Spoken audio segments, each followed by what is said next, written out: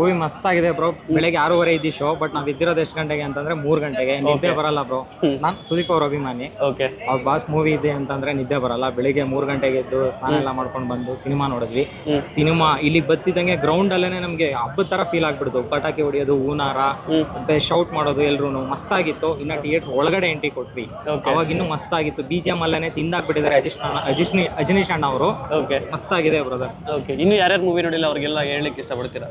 ಇಲ್ಲ, ಇದು ಏನೇ ಅಂತಂದ್ರೆ ನಾರ್ಮಲ್ ಮೂವಿ ತರ ಇಲ್ಲ. ನಾರ್ಮಲ್ ಕಮರ್ಷಿಯಲ್ ಮೂವೀಸ್ ಎಲ್ಲ ಬರ್ತಾ ಇದೆ ಕನ್ನಡದಲ್ಲಿ, ಅಥವಾ ಬೇರೆ ಭಾಷೆಯಲ್ಲೂ ಬರ್ತಾ ಇದೆ. ಏನಂತಂದ್ರೆ ಹೀರೋಯಿನ್ ಇರೋದು, ಅವ್ರ ಜೊತೆ ಡುಯೆಟ್ ಸಾಂಗು, ಮತ್ತೆ ಏನ್ ಆ ತರ ಮೂವೀಸ್ ಬರ್ತಾ ಇದೆ.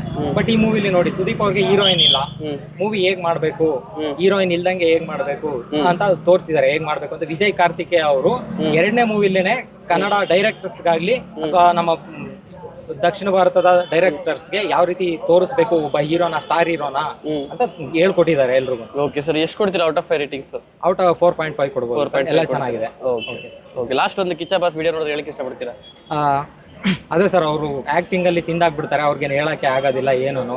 ಕರ್ನಾಟಕದಲ್ಲಿ ಆಕ್ಟಿಂಗ್ ಕಿಂಗ್ ಅಂತ ಇರೋದು ಅವರೊಬ್ರೆ.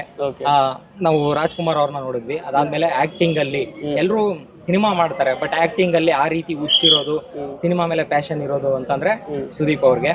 ಅವ್ರಿಗೋಸ್ಕರ ಒಂದು ಡೈಲಾಗ್ ಹೇಳ್ತೀನಿ. ಲಾಸ್ಟ್ ಇಯರ್ ಬಂದು ಇಟ್ಟಾಯ್ತು ಸಿನಿಮಾ ಮ್ಯಾಕ್ಸು, ಈಗ ತಾನೇ ನೋಡ್ಕೊಂಡ್ ಬಂದೆ ಮಾರ್ಕು, ನೀವು ಬಂದ್ ನೋಡ್ರಿ ಪಕ್ಕ ಆಗೋಗ್ತೀರಾ ಶಾಕು. ಕರ್ನಾಟಕದ ರನ್ನ ಅಲ್ಲಿ ನೋಡಿ, ಕರ್ನಾಟಕದ ರನ್ನ ಅವ್ರನ್ನ ಎದುರು ಹಾಕೊಂಡ್ರೆ ಪಕ್ಕ ಹೇಟರ್ಸ್ಗೆಲ್ಲ ಇಕ್ತಾರೆ ಗುನ್ನ. Thank you.